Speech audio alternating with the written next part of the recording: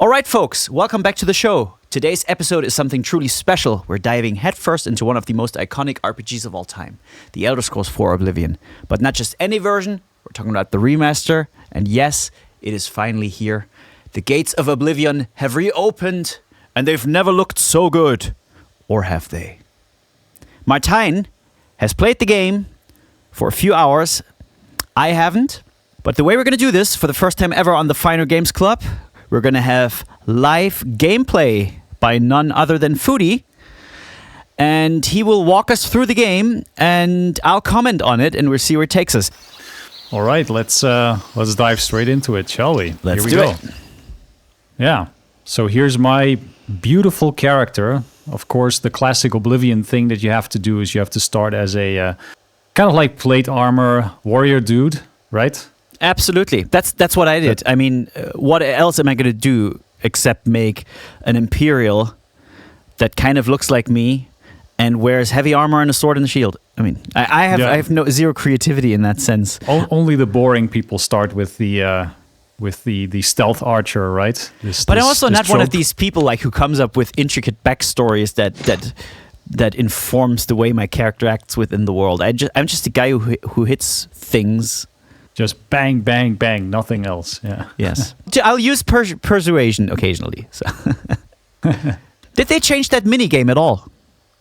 The persuasion minigame, Yeah? no, only the look of the minigame. Okay. It's been changed a little bit, but it works exactly how it did before. I see. Still just as easy / confusing, depending on how you look at it, right? Yeah, right. Yeah. So I liked the character creator. Mm-hmm. I think both extremes are possible in this case. So you can get a completely or relatively normal looking character like mine, but I've seen complete abominations as well. There was a creation I saw on Reddit that looked like somebody had taken an inflatable green balloon and drawn a face on it or something like that. It was horrifying to look at, but it's Actually, your character actually looks pretty fantastic, I have to say. It's very impressive. I got to put more work into mine. Yeah. I clicked the random button like 15 times or something like that, and I got something close to this, and then I tweaked a little, and then He looks like a true Dutch alpha male. yeah. I don't know why I'm on fire, by the way. I was just attacked by scamps, but for some reason I'm a little sparky. Whenever that question comes up, we have no answer. The answer is usually Bethesda. Yeah, the answer is because. Yeah, because Bethesda. yeah. I have to say this. This looks absolutely stunning, and I want to play this right now and live in this world. Yeah.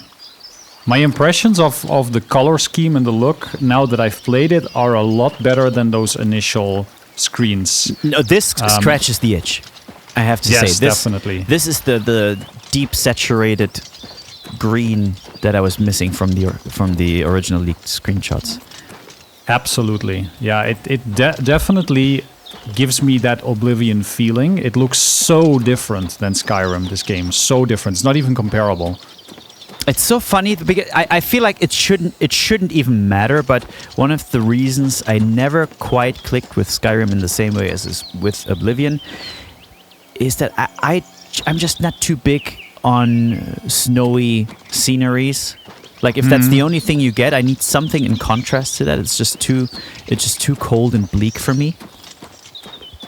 Yeah, I totally understand what you mean. This is just a really pleasant world to walk around in, to look around in. It honestly looks fantastic. Yeah, it looks really fantastic. Yeah. I mean, the city in the background, it just looks stunning. Yeah, that's really beautiful. So give us some first impressions. Like, tell me about it. How is the game?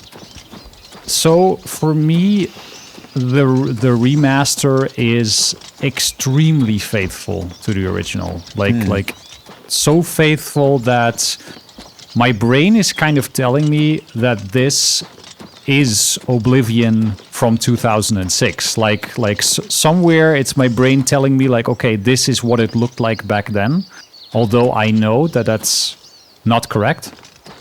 Is that not why they called it a remaster? Maybe to to put a break on certain expectations that combat and systems would be completely overhauled. This is a remaster, guys. Even though technically it's not, because I feel like all the assets have been remade, etc. So it's technically not a remaster, but they use that terminology to temper with expectations in a sense that you don't that it's meant to be true to the original, and they can always raise their if something bothers you, like the combat is too simplistic, they can always raise their hands and be like, "Hey, it's Oblivion." Yeah, that's kind of exactly the main thing for me about the remaster is when I saw these screens at the beginning, right?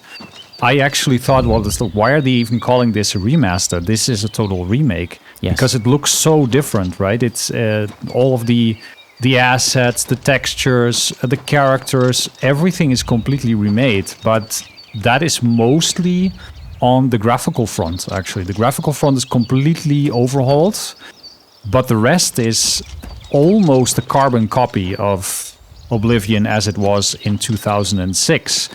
And that, I think, is both good and bad. Because this game is a total trip down memory lane. It's a nostalgia trip, right? It completely evokes that feeling of playing Oblivion maybe the first time as you would have played it if you did back in 2006. Yeah. And it seems to be very much geared towards people that have played the original, because I think that some people that might not have played the original will be a little bit weirded out by some of the things in here, like the combat being so simplistic and the amount of loading screens, for instance. That's one big point for me is the remaster has the loading screens in the exact same places as the original. And the number, as far as I can tell, is identical. Every single building that you walk into, I'll show you here. Oh, this I'm not allowed to go into. So see, that's to me is very confusing, because clearly this plays in a different engine, which by definition wouldn't make it a remaster. Because a remaster is you take the source code of the original game, you stay in the same engine, you turn on dynamic lighting, ray tracing, whatever, you add some dynamic shadows, whatever it is. This type of thing where you take the original game and you ramp it up a little bit, especially on a fidelity, resolution type spectrum. But absolutely. But this clearly has been rebuilt from the ground up.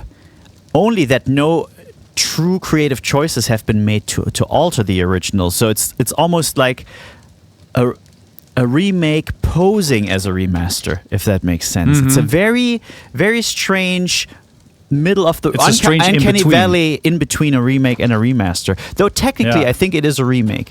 Yeah. Yes. Yeah, I do know that based on stuff that I read today is that for some reason a lot of mods that were compatible with the original Oblivion are compatible with this as well. So there must be some overlap in code as well. So I'm actually thinking that some of the scripting language and such from the original creation engine was ported over to Unreal Engine 5 to make it compatible, and maybe that is the rest being so similar is an, I don't know, intentional or unintentional side effect of that happening. But that would be extremely interesting, of course. Yeah. So can you get into a little bit of combat, maybe? Yeah, let's. So we can see that happening. Take a look at that. Yeah, I mean the interior looked really nice.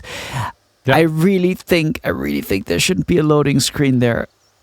Yeah. When you enter such a I do understand the loading screens though, because I understand Daedra worship is becoming increasingly prevalent in the Somerset Isle. Random conversation. It could be a dangerous situation. I cannot hear the sound right now, but I'm assuming it's slightly janky and a little funny.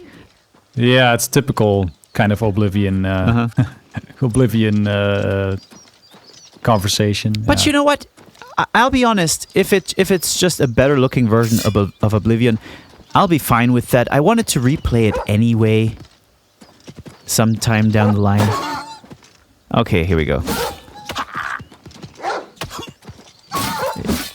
It doesn't feel like there's any impact when you hit that creature, right? A little. Okay. I actually, when I was looking at the trailer that we saw yesterday. For me, it felt like in the trailer there was a little bit more reaction of enemies reacting to getting hit, and I also think that the human enemies react a little bit more than the non-human enemies. Actually, that might be a good idea. We'll head for the Imperial City.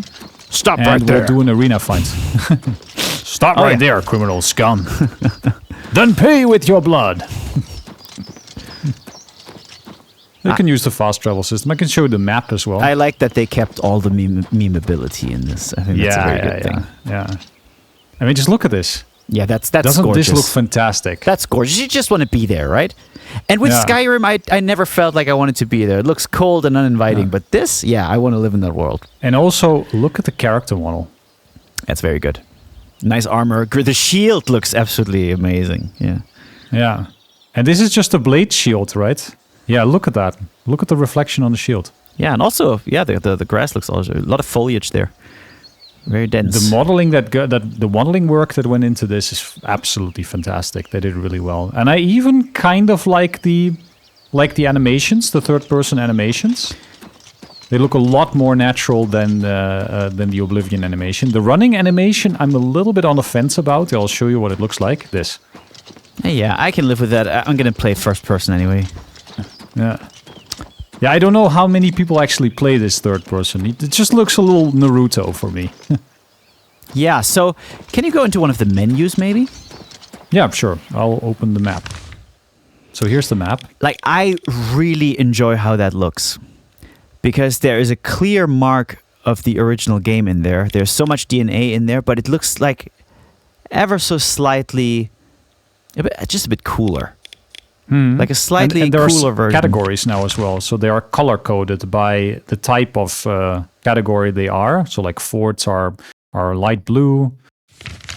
Elven ruins are yellow. Cities are green. Oblivion gates are red. Have you been to an Oblivion gate? Yes, I did the Kvatch one already. Kvatch. Yeah. That's a funny This is name Quatsch. for Germans. I always thought this was hilarious for us Germans. So, well, you're not German, but you do speak Oblivion German. looks fantastic. The Plane of Oblivion is really one of the visually most pleasing things I've seen so far. It is really nice. Yeah. Let's do an arena fight. I'll travel to the arena. I used to love the arena. And so whenever I leveled up and went to the arena and got to another level, that was so satisfying. What I really like graphically is the atmosphere and particularly the lighting when it's dark. As you can see here, look at those candles. Look at what that looks like. That is just so nice. It's funny because when apart from the light sources, if you just threw this screenshot right here at me, and I didn't see it in context, I would be like, oh yeah, Oblivion, yeah. I wouldn't even consider that's remastered. But actually that's kind of good, right? Like it really it evokes that feeling of what Oblivion looked like in your mind, but I can guarantee you it didn't look anything like this. No, it's the same with the Diablo 2 remake. Like, you could switch between the original graphic and the remastered graphic. And what was so good about the Diablo 2 remaster, remake, whatever you want to call it, is that it looked exactly like you thought Diablo looked back in the day. And this hits the same mark. And to be honest, I can live with the fact that some of the old jank and the old weaknesses remain in the game, because that was what the game was like back in the day. That to me is still better than an attempt at remaking the game that changes so much that you lose the soul and the core identity. But then there's the examples of the Resident Evil remakes that are completely different from the originals, and they still hit the mark. So there's no golden rule. No, I think it's probably a hard balance to hit. Like where do you actually stop, and where do you make changes, and where don't you make changes? And that line is super personal. Yes, yeah. I mean, I'm usually a person that's very much on the side of give me the classic experience. I agree. But in terms of this game, I think I'm missing a little bit of improvement on the combat side. Yeah, there's just some stuff here that I think a vast majority of people would agree is not good. The combat being one of them, the level scaling being another. I'm assuming, without having played this beyond the character creation, that the level scaling is exactly what it used to be. It's actually been changed. Oh. They said so, but I haven't actually noticed what the exact changes were. Didn't they But also say said there it's was a Dark Souls-inspired combat system in there? I don't see much of that. Okay, so the character does react a little bit to being hit. Yes, they do. The arena looks badass. Yeah, looks good. Yeah, it looks really good. Yeah. Oh god, it's not good. Let me cheat a little. Yeah, that's the thing. That game could be broken so easily. It's this type of philosophy of a game where your character is the center of the universe. Everyone bows to that character. Unlike Gothic, Dark Souls, those types of games where you're a tiny cog in the machine. Or even KCD. Can I use a potion? Is that allowed? Oh my god. I so strongly dislike when games let you do that. That was one of my biggest... There was many gripes. I love Dragon's Dogma 2, but it really peed me off that you could pause the game and consume as many potions as you wanted. You might as well just make the character invincible. What happened? It's like teleported away. Bethesda. Hashtag Bethesda. Man, we make so much fun of Bethesda these days, and with we, I don't mean you and I mean the gaming community. But let's just say they've left an incredible mark on the gaming world. Absolutely, yeah. I'm so happy this exists. The fact that you can take this physically and haul it around, it's just so cool. Yeah. It's not much you can do There's with no it, real right? function, but it just makes the world tangible, like literally tangible. Yes, I love that. And that's just so good.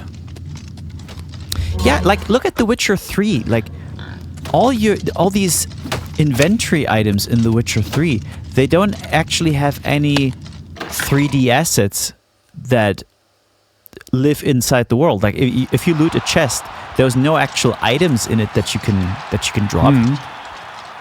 It's just a list item in your inventory. Nothing else than that. It's just a name in a spreadsheet, yeah. Evening. Yeah.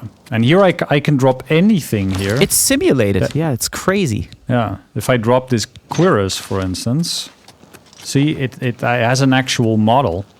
And it's a model that's not just, in many games it would be a bag or something that would just appear on the ground, right? Yes. But in this case, we have an actual model that matches what the item looks like. That's right.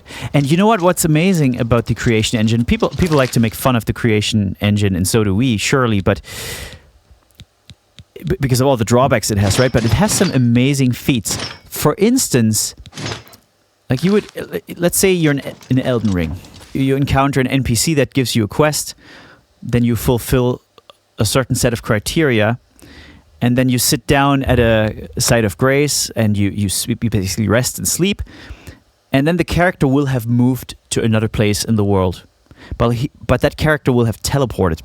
Whereas in a Bethesda game, if you don't rest and stay in real time, the character will actually move through the game world and go to that place.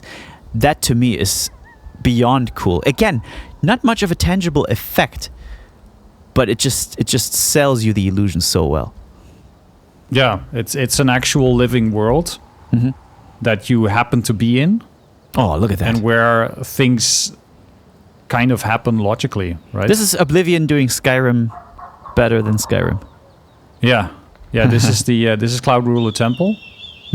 And I have the feeling also that looking at the skybox, what that looks like, they've taken inspiration of many mods that I know for Oblivion as well that made the sky look like this. And the draw distance is, of course, a huge difference with the vanilla Oblivion, because vanilla Oblivion without any mods had a very short draw distance, so you would never be able, you wouldn't even see Coral there. You wouldn't be able to see the city. And what a difference that makes to the exploration. Yeah, and if we look even further, we can even see the spire there of the Imperial City. Yep. right there. Yeah. See that mountain? You can go there. You can go there. Yeah, I think that's a Wizard's Tower. I have to say, Mr. Howard, this is 16 times the detail. Yeah. With all due respect. Can you go into a dungeon? A dungeon, sure. Yeah, can we go into a dungeon maybe? Let's find one. No, just travel here and I'll find one that's close to it. Okay, let's go into the cave. The pillaged mine. Nice effect on the lantern. That looks so good. That effect on the lantern. The dynamic lighting in this game is really, really something. And what I think also is really good is the performance, actually. That looks so much like the classic dungeons. Yeah.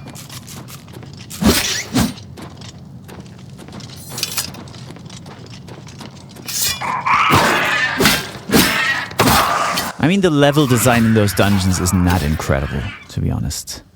No. It's very box standard. I mean, it's related to the fact like how they created these caves and dungeons, because they were all made of little squares, like little, like almost like Lego blocks that you would put together. That's the same as in Daggerfall, I think. Yeah. That system has been around for a while.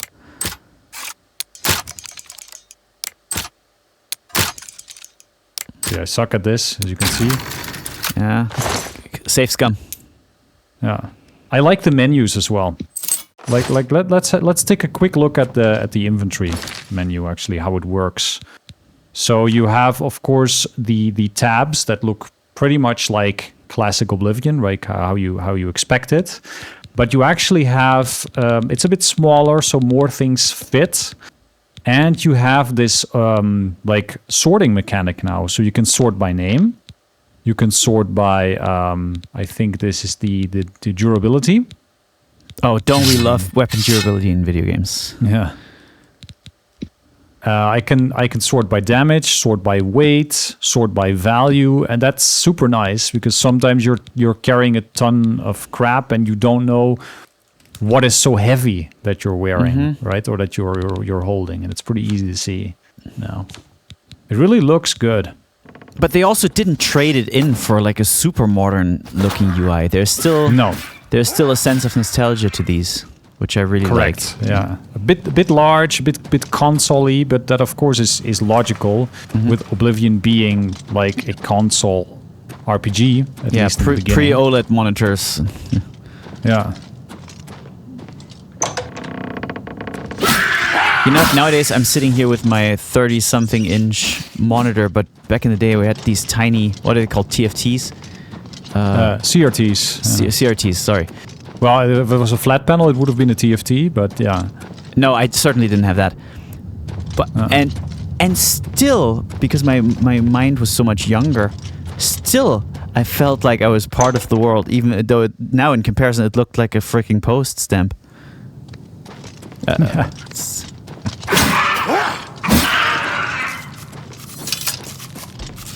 Yeah, I see. I mean, this is not peak level design, but I can live with that. It's Oblivion. It's really It's a game Oblivion. that is greater than the sum of its parts. Yeah. Like all the individual elements, or not all of them, but many of the individual elements are kind of antiquated. Combat is, magic is, the layout, as you say, of the dungeons, nothing of that really stands out if you look at it with 2025's opinion, right? But the sum of what this game stands for it's so good. Yeah. I keep asking myself, why do I like this game so much more than Skyrim? Starfield. Or than Starfield. Or than Starfield, yeah. Starfield feels like, from a thinking perspective, almost the polar opposite of this game. Starfield takes itself extremely seriously. Yeah. And maybe this game, during development, took itself seriously as well, but it was kind of totally memified at some point. And they embraced that with this remake or remaster. Yeah, I love that. Which I think is great. All right. Then I think we might as well wrap it up. What do you think? Yeah, let's do that. All right. I'm going to wrap these enemies up and then we're good. People love to complain about video game journalism and about critiquing games and about giving games a score. But I say screw that. Let's score this. What is your first impression temporary score for this on a scale from 1 to 10? Based on the fact that I am an original player, right? And I love Oblivion, and I am just happy at the fact that I get to experience this again in such a way that I don't have to like force myself kind of through it just because it looks so antiquated. I would give this an 8 out of 10. I can totally live with that. Yeah. Yeah, it's to me it's not worth a 9 or a 9 or something like that, because I think for that it's lacking some more tangible improvements. I would have loved to see the combat improved and also maybe the world more seamless. Not all of the loading I guess screens. they didn't aim very high. They did what they did perfectly, but the scope was not particularly wide with what they attempted. It's not super ambitious. No, that's true. It's kind of safe. Yes. What they did with it, but what they actually did touch, I really liked. Right, because what we were so concerned about, the fact that the game would like not feel like Oblivion anymore.